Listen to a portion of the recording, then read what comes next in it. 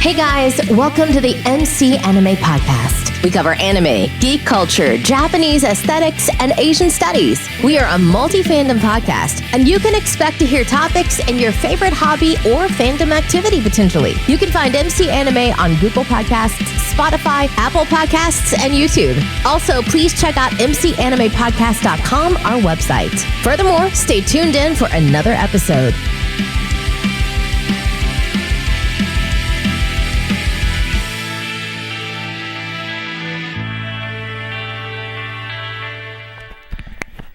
Hey guys, welcome to another episode of MC Anime. I'm MC Anime. Today we have another special guest with us today. How are you doing today?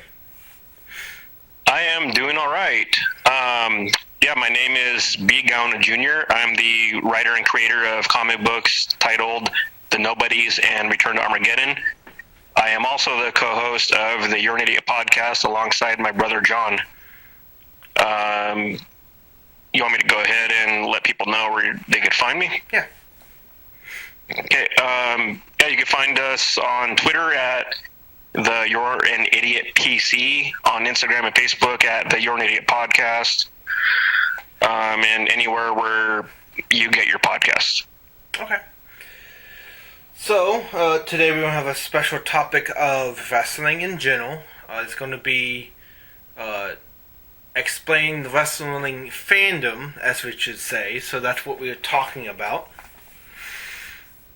Perfect. To start things off, we first have to identify which type of wrestling we're going to be actually doing. That's the entertainment type piece of wrestling, not the actual game, the sport that we know in middle school or high school. Yeah, the Greco-Roman wrestling and all that, yeah. So with wrestling, I know it has homage to the ancient Greek games and all that stuff. What does entertainment base make it different than the typical wrestling that we know?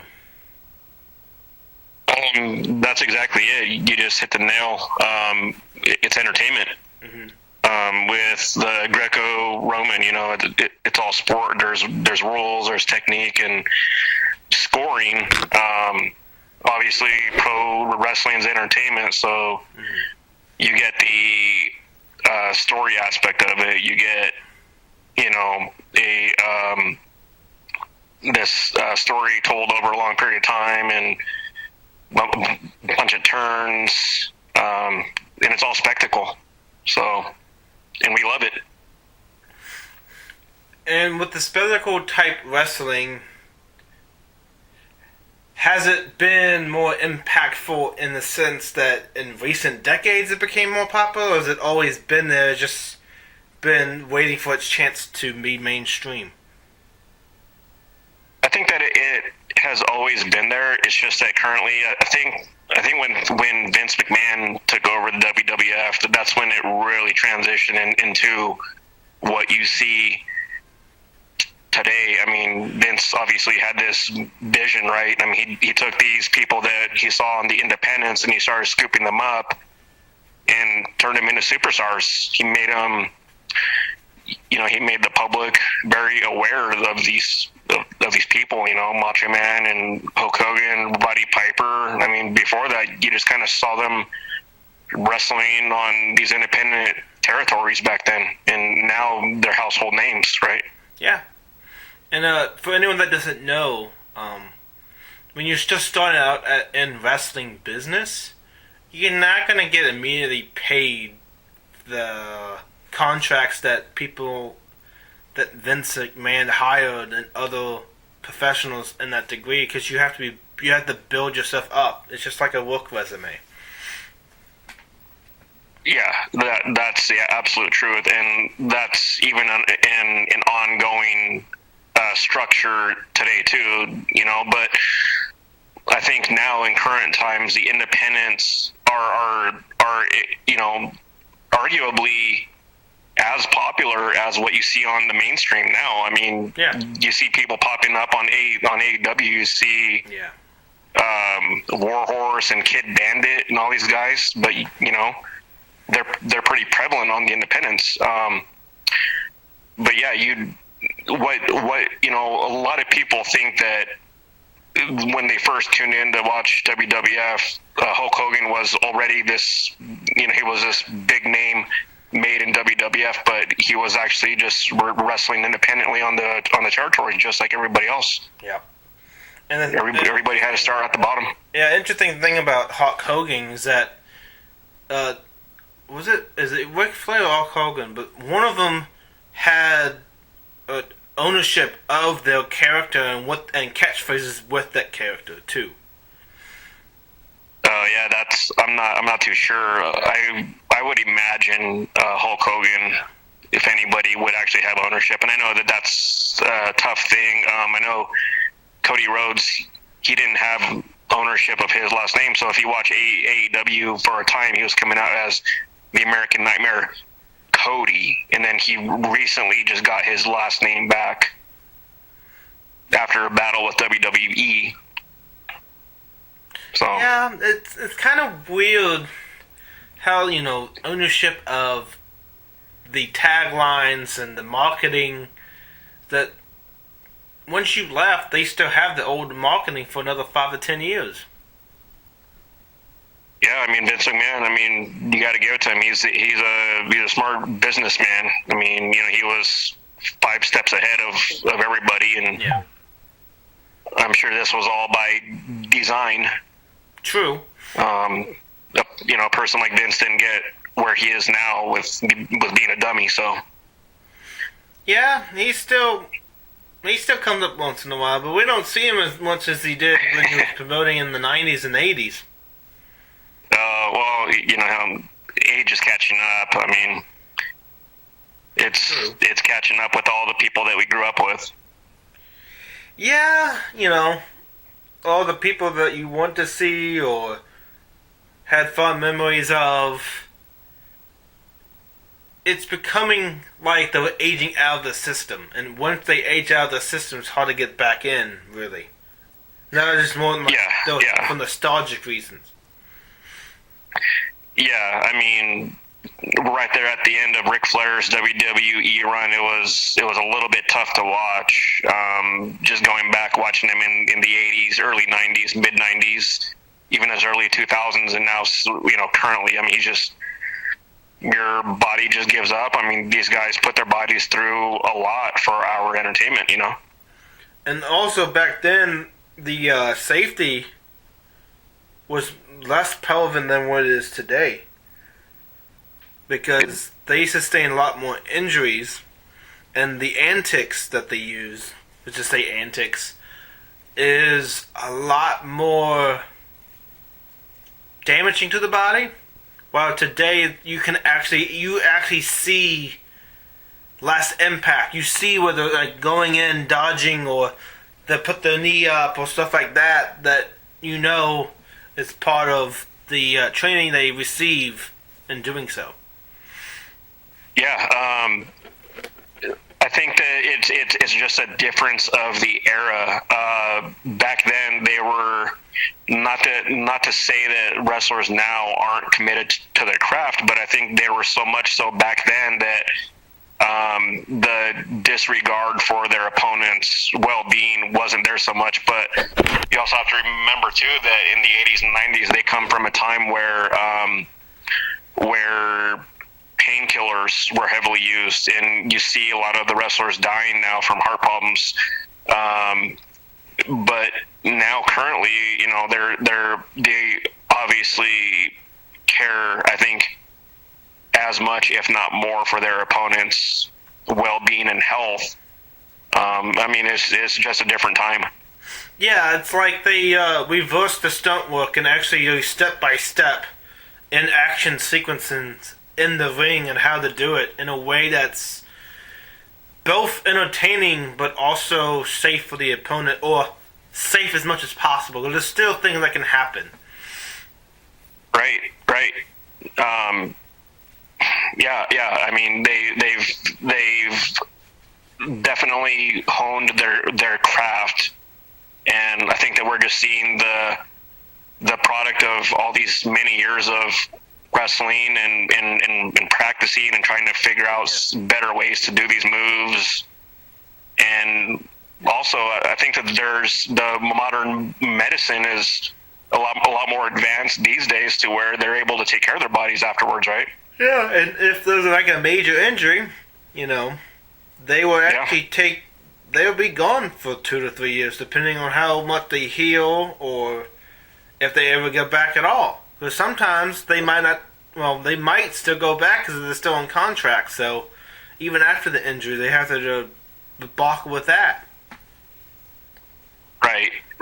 Yeah, and when they do get injured, I don't think that it's as severe as in years past. I mean, do you remember when Owen Hart did the pile driver to Stone Cold and he famously broke his neck? Yeah. Right, and Stone Cold was gone for a long time. I mean, they don't do that type of pile driver anymore, and when they do it, they're actually just a lot more aware and careful. It may not visually look as pretty. Yeah. As that Owen Hart pile driver, and like it's actually doing damage, but in the end, right? I mean, it doesn't matter. It's you don't want that guy to be injured.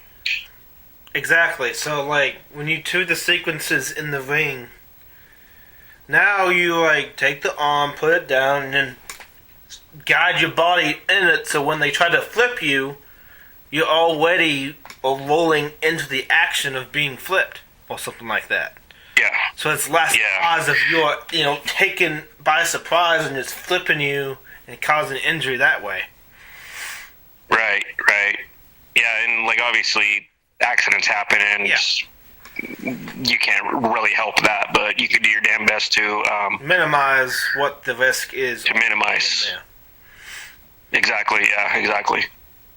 And even regular wrestling, even like Olympic type wrestling, with me, I feel like there's even less injuries there just because of how they do the interact with the moves anyway. So it's more, I would say so, push and shove and different stances like that. I would say too, and it also helps if your opponent doesn't have like this intent to hurt you. Yeah. Which I don't think that anybody really does, but you never know.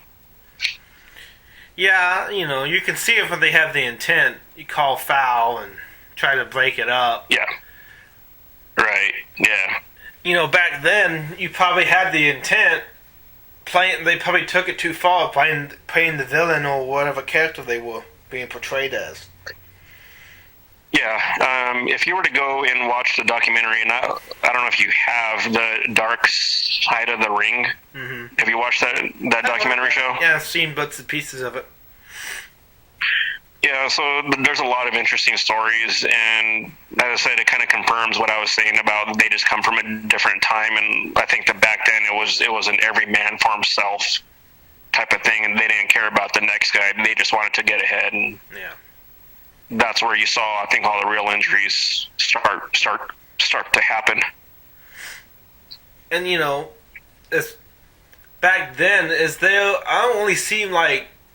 I don't see much accountability pointing the blame like early days of football. They were like decades later trying to go back and do accountability. I don't really see it here. It's like they knew what they're getting themselves into, so they accepted it more back then. I'm not seeing push for like accountability and lawsuit or anything. Yeah, but I mean accountability on whose part? Vince McMahon's or the wrestlers? True. You can't really put a blame to a particular person. Yeah, I mean, in hindsight, Vince McMahon is the guy that's orchestrating stuff, right? I mean, he wants this to happen, that to happen, and he puts these guys in a position, and this is back then, to either do it or we'll get the next guy, right? And this guy feels obligated. He's like, I don't want to go back to the independents. I'm getting this big contract. You got to do it. I think there were very few cases of anybody that actually turned them down. I mean, back then there wasn't much compared to what we have now. True, and there might be something in the contract we don't see, like risk to injury or something like that. You don't really know. Absolutely. So, let's go back a little bit. So, like, you enjoying wrestling, what was the moment that you first start watching it? Oh, wow. So the earliest memory that I have is all the way back in WrestleMania 5. At that time, Hulk Hogan and Macho Man were the Mega Powers. They were a tag team, and Hulk Hogan Macho Man started getting mad because Hulk Hogan started not really messing with Elizabeth, but Macho Man was jealous, so it culminated in the match. The Mega Powers explode WrestleMania 5. I remember that match, and this, I don't really want to say this, but when Hulk Hogan won, like, I cried because I was so happy that the good guy beat the bad guy, and like I was a kid at that time. Yeah. But that's my earliest memory. Ever since then, I was hooked. Yeah. And for me, I had a father who just watched wrestling all the time. He still watches it to this day. I would watch. I don't know, when I was 6, he was always having it on like Mondays and I think Fridays, SmackDown and Raw. And then I eventually found wind of like Impact Wrestling, so I started watching that. And then during I think like 8, 9 years old, I started watching in my room instead of watching it in the living room. So I would gauge my entire week. I was like, this night this wrestling comes on, this wrestling this night comes on. And I would watch like Impact, all the WWE, and then also watch a bunch of the old reruns of WCW. Now, did you were you old enough to watch the Monday Night Wars as they were called back then, when Monday Nitro versus Raw? Yeah, it was like at the time with DX. Mm-hmm. I would watch. Yeah, and like the NWO. Yeah, it was fun. That to me, I think, was the pinnacle of wrestling right there, with the Monday Night Wars, when Stone Cold Steve Austin was still there, when The Rock was still there, when the NWO was still coming up. The transition of the talent. That to me was wrestling. Yeah, and I actually found that Impact Wrestling was actually a lot more entertaining than I thought it would be. I sometimes found it even more entertaining than what the WWE was at the time. Like, compared to Raw and Impact Wrestling, I found Impact Wrestling was better than Raw. SmackDown was still pretty good. I think the programming with SmackDown has actually been very consistent. Raw has been up and down for me. Yeah, if you're talking currently, then yeah, most definitely. I think that Impact, why it was so, in pardon the pun, impactful, was because it was an alternative to what we were seeing. I mean, we saw WCW for so many years, saw WWF, and like all the spin-offs of WWF for so long. That's all that we had, and here comes Impact with some people that you may not know, some people that you did know. And it was just an alternative, and I think that's exactly why AEW has been so successful right now, because it's like the Impact of our time. It was the alternative, right? It wasn't Impact wasn't also nicknamed TNA? I'm not mistaken. That's correct. TNA, I think, was just the on-screen name, because it's back to Impact Wrestling now. Yeah. I loved it. I remember Jeff Hardy and Matt Hardy, the Sting. They would vividly remember who they were, what they did, and then I also had a friend that would talk to me about it. So he was really excited. Did you watch this episode? Did you see this? So yeah, I did, and we talked a little bit about it, and we conversed about it. It was kind of cool. Yeah. He's been my friend for years, didn't really have much to talk about with him, and when I heard about wrestling, it was a good opportunity to talk with him a little bit more. Yeah, I think that it's tough for people to find other people that are as excited about wrestling as you are, or as you think that you are. And I know that for me, it is really tough too. They're very few and far between. But yeah, I mean, that's good that you found a friend that you could talk with wrestling about. That's always good to get it out every week. Well, the thing is, he was more excited about wrestling than I was. I would watch it just because I was watching it. I would just like watching it. He would get involved in the story and all that stuff and get into very specific. I was very general. I watched that match, stuff like that. That's kind of what my perspective is. I always been like, I always watch. It's always been in the background, or I will like tune up and watch the story and know a little bit what's going on and keep up with it, stuff like that. Right. Yeah, he sounds a lot like me then. Because I think that I get a little too involved in wrestling. But hey, it's great. There's nothing else like it out there, right? Yeah, I found it to be. I watched it like a year and a half based on my program, and then I just stopped watching it because I found that I could just watch any random episode and still present all the information I need. It's just kind of weird because they recap so much, or the sequences you just know a little bit and tells you the entire thing. The way they paste this now, it's like you can watch it out of order and still know what's happening.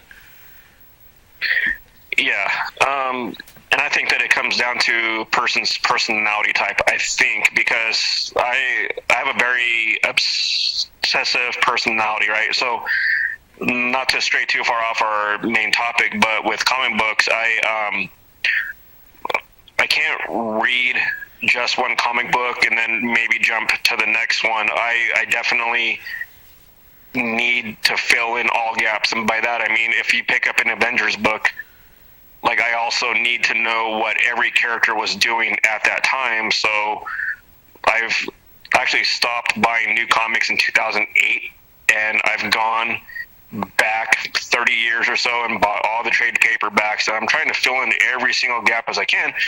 That's how I watch, let's say, AEW. Like, I need to watch AEW Dark, I need to watch Elevation, I need to watch the vlogs. Like, I need to know every single aspect of it, like, every week in consistently.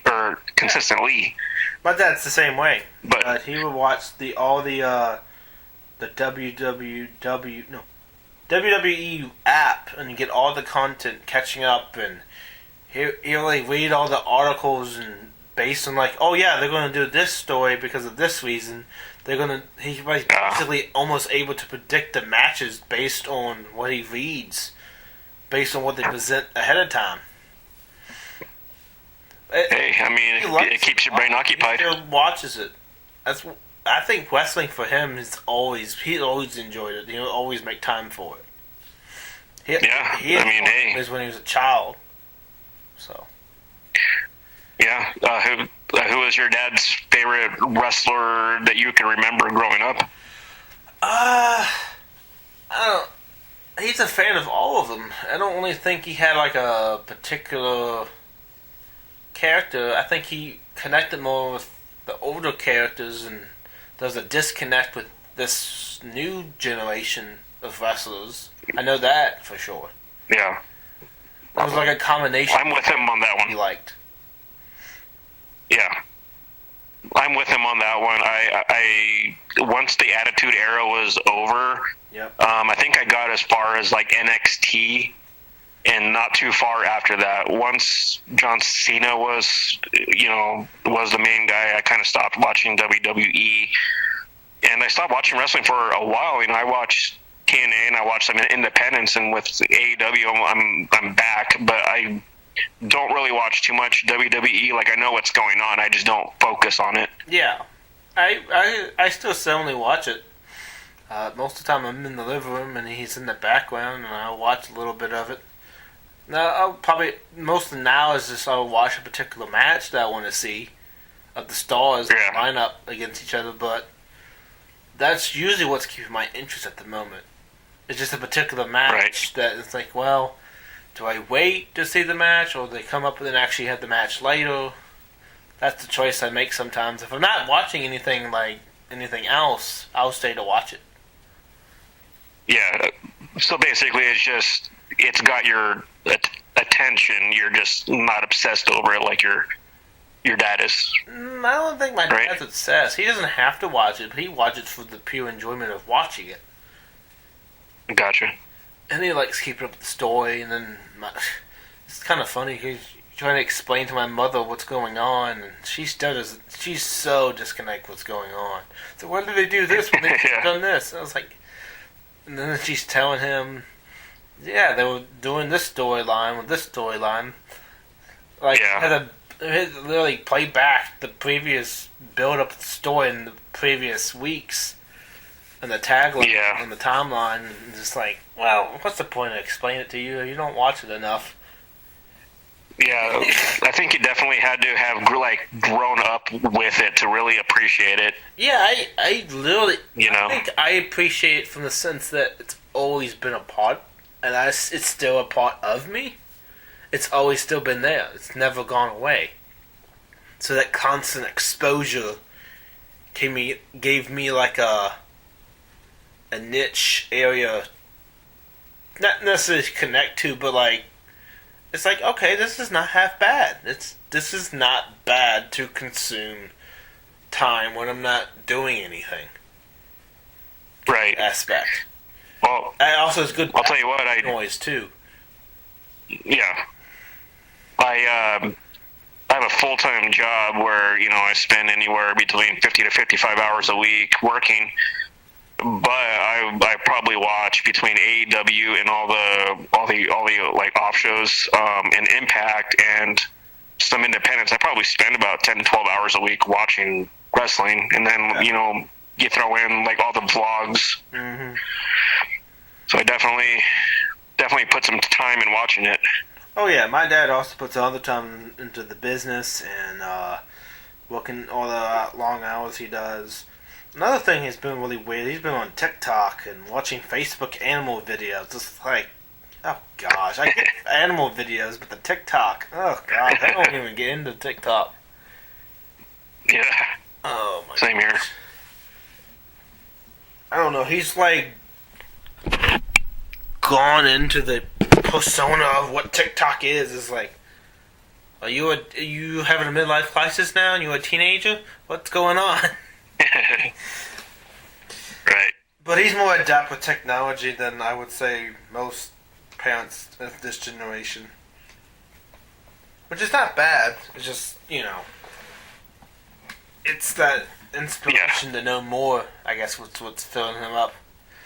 He's seen all the TikToks, what people are doing. He wants to be part of it by watching it. Which I think's been the entire reason why he's watched wrestling as long as he is. It's been a part of him for so long that he doesn't want to give it up. And it's his main comfort that he likes. Like, he doesn't watch much TV, but wrestling is one thing he consumes more than anything else. Well, hey, that's not a bad problem to have. No. And with me, I feel like I belong to so many different things that my time is spent whatever day I choose to be spent with. Right. And I think from my perspective, with TNA I felt it was more edgier, so I can connect to the story more. Even if I haven't watched episodes from it, I'll just watch it from that current point and keep up what I usually do. I think I was more interested in that more than the WWE at the time. Yeah, and as I said, I think it was just something different and fresh. Mm-hmm. It was interesting. So, what is a particular sequencing in the ring that's actually really hard to do. Like a particular move set going in from the ring and people involved. Oh shit! I think that any move. I mean, you see a destroyer, and to me, that's one of the. I mean, it looks difficult, you know. I mean, your partner definitely has to be in sync with you, or maybe like Adam Cole's Panama Sunrise, right, which is basically a variation of a destroyer as well. I mean, that looks tough. Anything that Penta or Ray Phoenix do, I mean, those guys are just crazy athletes, and everything that they do is really, really just impressive. And I just wonder, you know, how that anybody could do anything that they do. True. You know, it's kind of interesting to see how they do it when you go behind the scenes. You have the promos that they do to build up the character and all that stuff, but you also have like more hours in the ring training than anything else, and then the weightlifting, of course, and the exercises and all that. But it's really more involved than what people might think, because now you also go to the fundraiser events, Make-A-Wish Foundation. You have the different autograph sessions that the WWE wants to offer and connect with the audience, give all these different ways to grow the merchandise with the character too, like t-shirts, the action figures, the video games inside of sort of being that growth. I think the outside of the ring is just as important as inside the ring, because that still continues the branding of who you are, what the character is, and what the story is telling at that current point. Yeah, I mean, that's the absolute truth. You know, they're not only trying to appease their fans on TV, but they're also trying to connect and get brand new fans for the people that don't watch TV and that are maybe not know who they are. Oh yeah, they're always constantly trying to get a brand new fan. And also with WWE, I feel like in Impact Wrestling, they're so genuine with the branding, is that you really don't see as much scandals as you have with Hollywood actors. They really stay out of the news, kind of stuff. Like, they'll come up once in a while, but like you don't really see much about in the news like you see Hollywood is. The negative press, you know? Yeah. What people need to do and like be aware of as well is that these guys that are on TV, you know, they've already got contracts, they've got merchandise, they're good to go. But what they'll tell you too is always get out there and support all these independent companies, all the guys that who you might see one day on TV. I mean, their journey's still trying to get there to the big time. They're trying to get a contract, and they're not making a whole ton of money. They're carrying around all their merchandise from one show to the next. They're trying to connect with fans, and you know, those are the guys that we really got to support and get to know. And they're mostly active on social media everywhere. You know, they're fairly.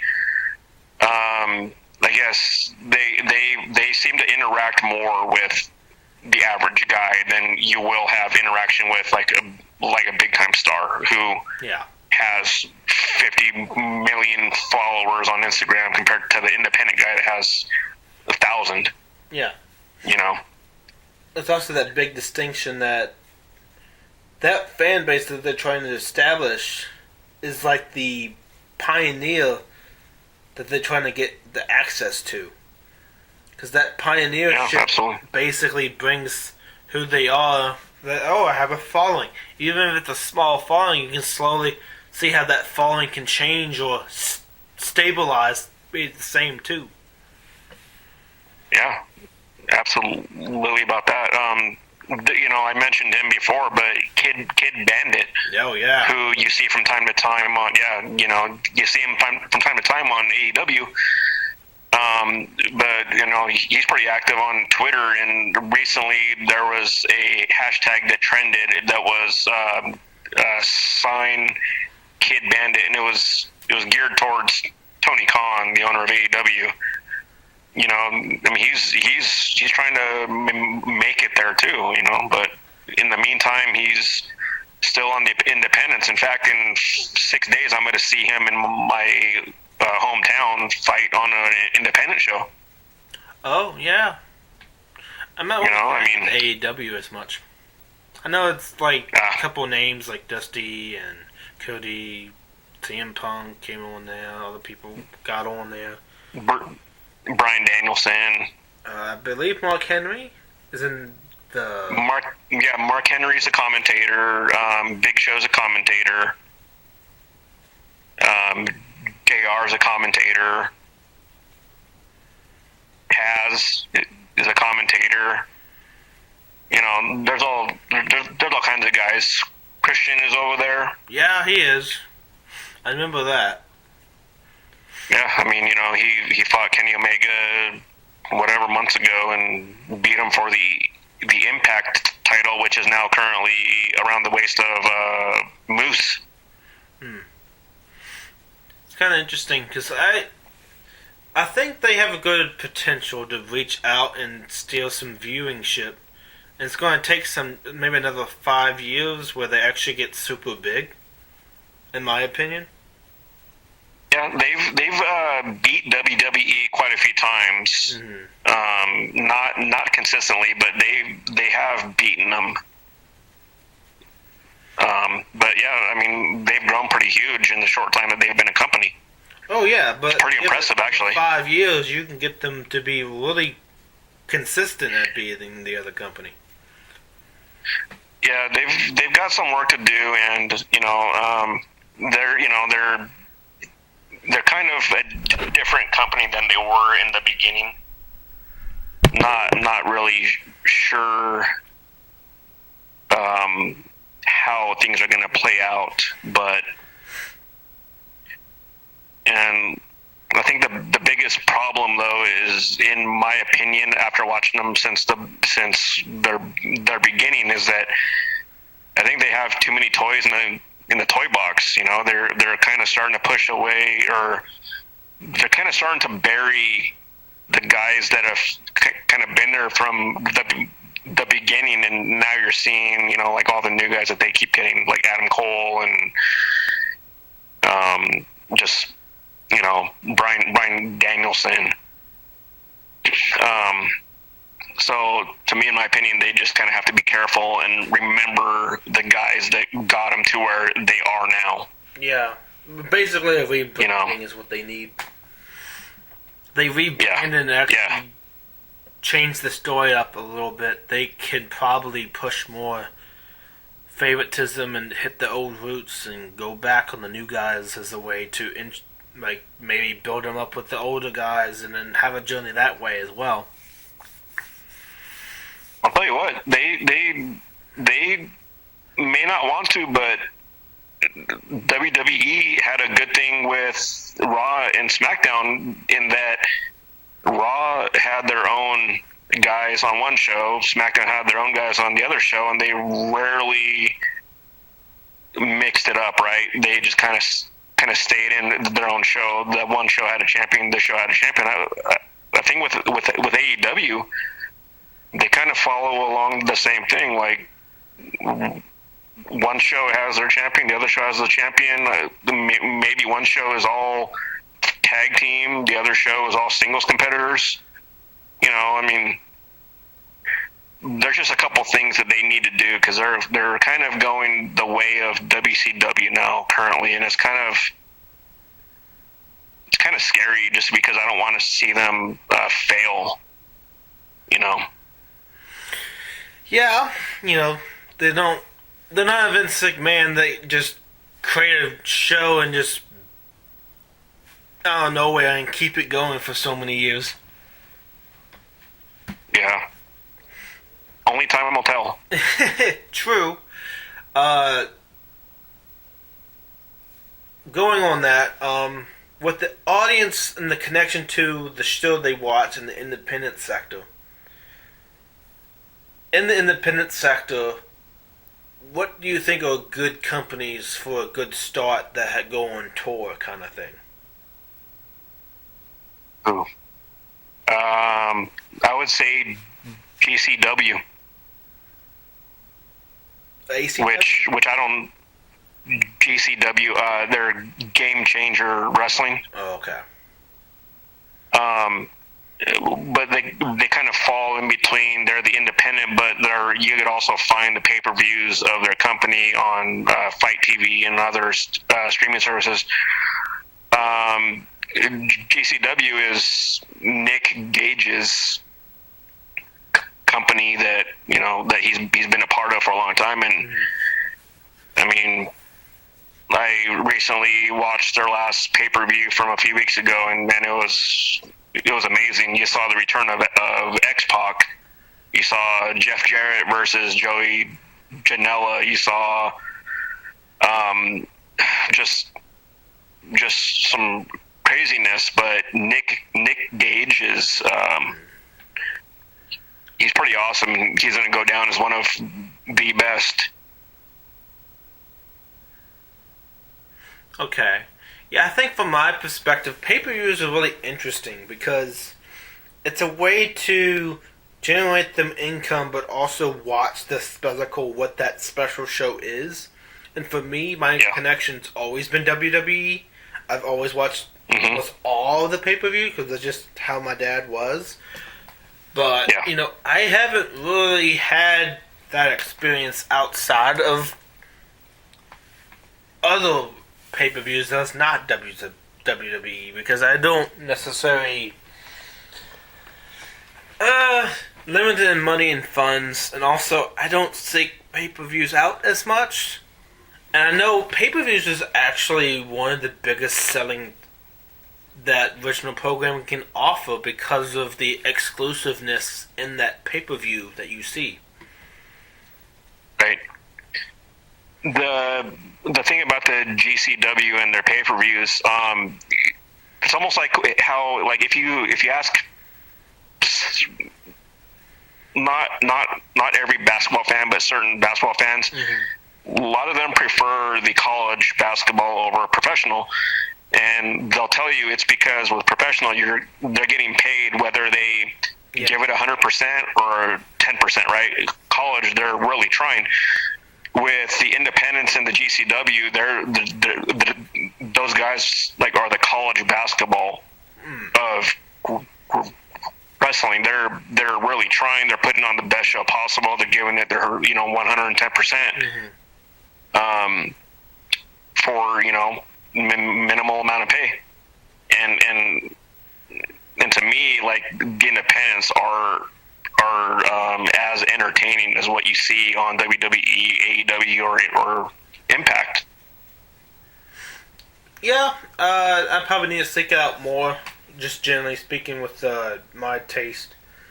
I just know that, I don't know, what would you recommend for someone that's like coming in and want to watch all the wrestling they can and just be immersed into it?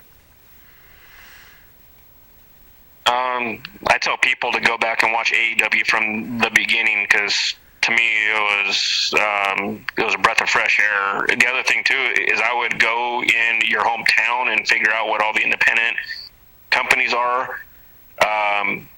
Start, seeing what all these guys in your hometown, like, I don't know, just go and check out a match from whatever company is in your own town, and start there. Or if you want something that's halfway between independent and a big company, go watch GCW. I think the pay-per-view is $20 or $25, and it's about a 4-hour show or so. So you get your money's worth, and oh wow, pretty good action. More than the WWE pay-per-views, usually like 2-3 hours. Yeah.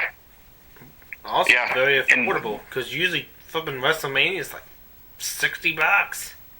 Yeah, see, that's a little bit ridiculous. It's a bit much, and some people can pay it, but yeah, for me, I'm with you on that one. It's like the UFC pay-per-views; they're like $69 or so. Well, way too much. I'd rather go watch MMA in person. That's some independence, as I said.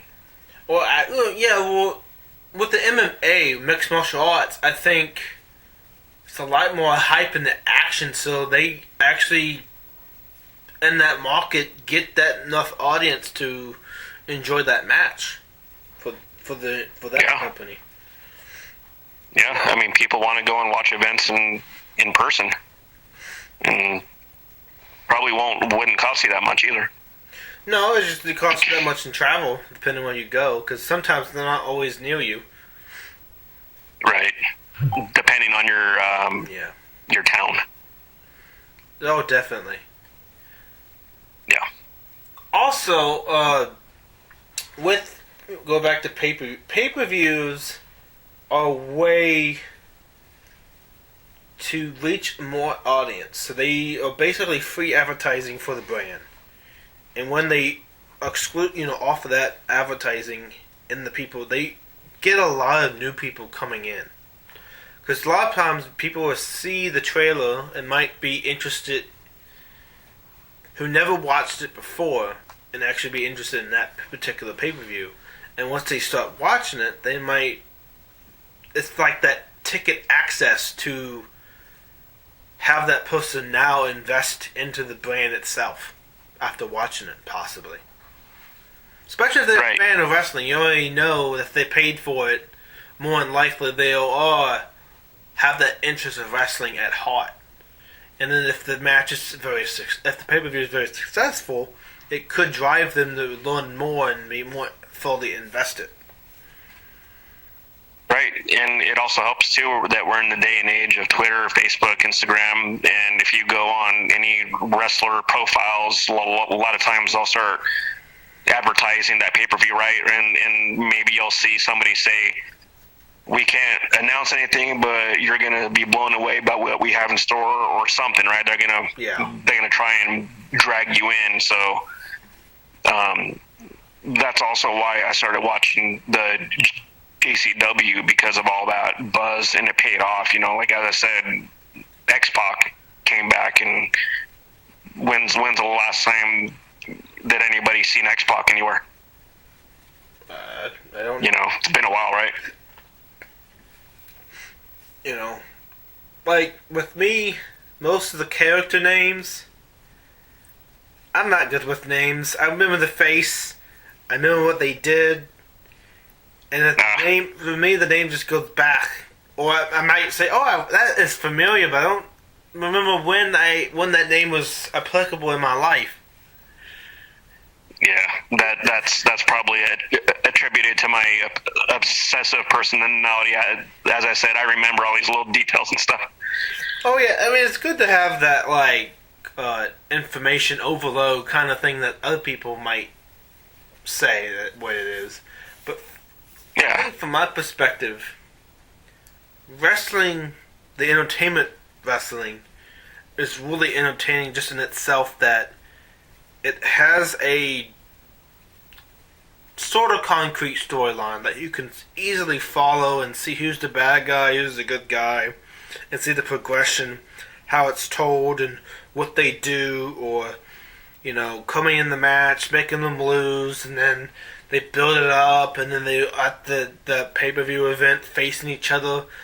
That type of road building and story is what I guess really keeps fans intrigued, because it's playing on the visual element, but also saying what the narrative is in that storyline. Right, yeah, I mean, that's the absolute truth. It's easy for anybody to jump in. If you're not the type of person that cares what was going on weeks before that, they do a good job of recapping sometimes of why we got there. So yeah, you can jump in at any point. But then again, too, if you really want to know more, you could always go back and watch old episodes of something and, start from there. And that might cause you to go and watch a little bit more. Oh, yeah. Right, so. And this is not like it's a book that you have to read in chronological order. That's not usually how the episodes are really played out.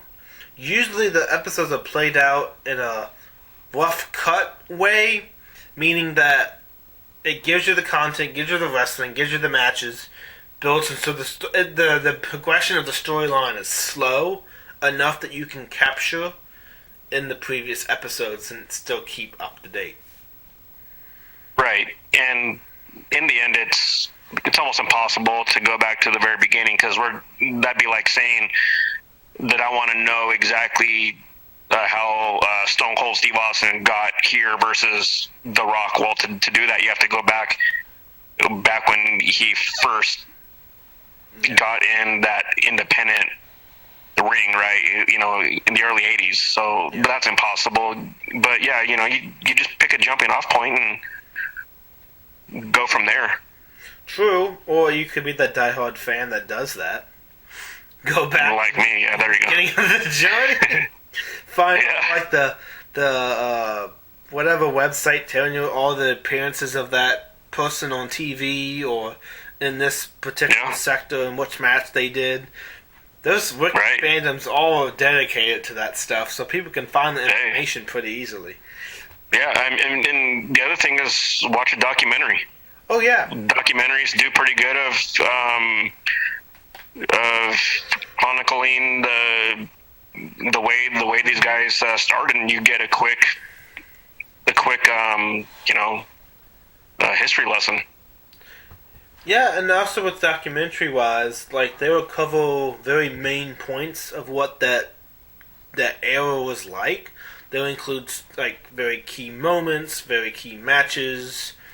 They would do like 50 to 100 names depending on what the documentary is about and how they would do it. Like sometimes they do like timeline documentary.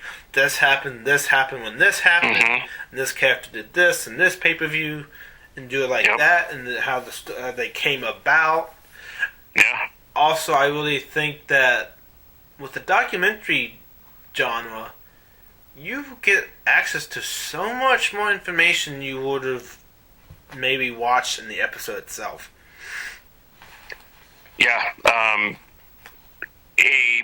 A quick disclaimer on me, though, and I've mentioned this on my own podcast before, too. I was talking with a guy who's been in the business for quite a while, and I told him, I said that I'm well aware of like all the ins and outs, maybe not to the full capacity, but like I know what's what.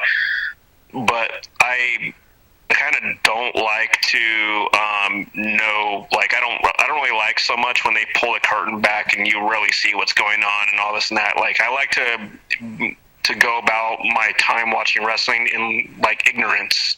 Yeah. Like I want to watch it for what it is. I don't really like to know too much. Like I told them, I said I want to believe in a Santa Claus. Still, when I watch wrestling, it gives me that entertainment. But I know what's what.